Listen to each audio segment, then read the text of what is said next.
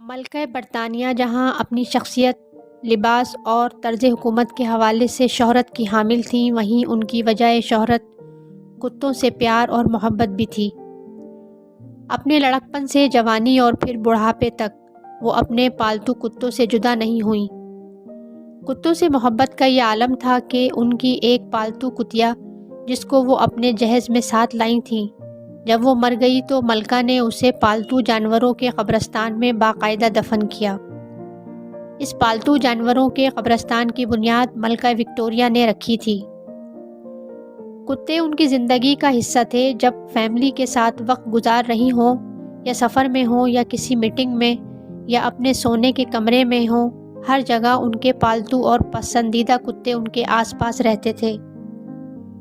ملکہ کے پالتو کورگیز ایک محل سے دوسرے محل تک ہر اس جگہ جاتے جہاں جہاں ملکہ جاتی تھیں، چاہے وہ ہیلی کاپٹر، ٹرین یا لیموزین کا سفر ہی کیوں نہ ہو۔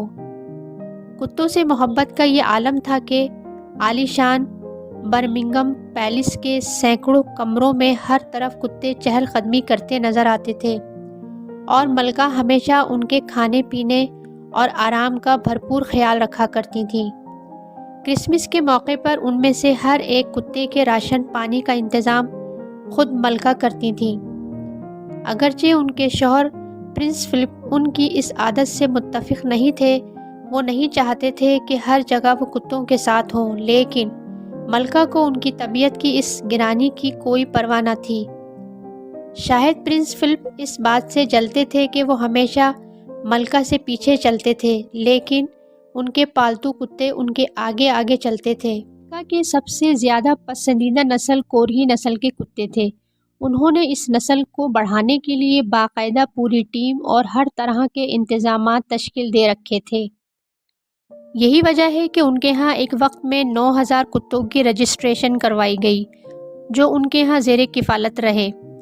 کورگیز نسل کے کتے ملکہ کے پالتو ہونے کے ساتھ ساتھ اس لیے بھی اہم تھے کیونکہ وہ انہیں ان کے والد کی یادوں سے جوڑے رکھتے تھے اور انہیں روزمرہ کی شاہی مصروفیات کے دوران ایک آزاد اور کم ذمہ داریوں کا وقت گزارنے کا موقع بھی فراہم کیا کرتے تھے۔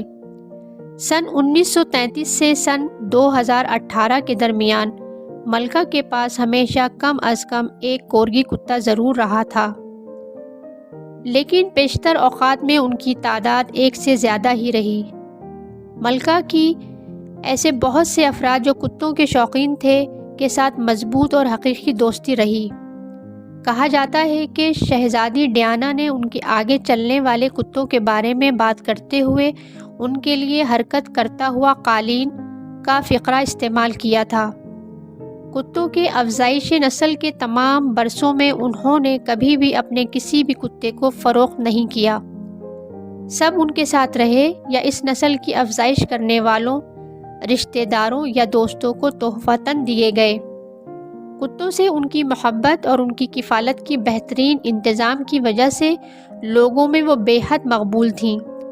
دنیا میں لاکھوں عمر رسیدہ افراد جو کتے پالنے کے شوقین ہیں، 96 سال کی عمر پانے والی ملکہ کتوں والی بوڑھی اماں کے حوالے سے بھی جانتے تھے۔ Thanks for watching. Please like, subscribe, and share. Cook of Helping Home.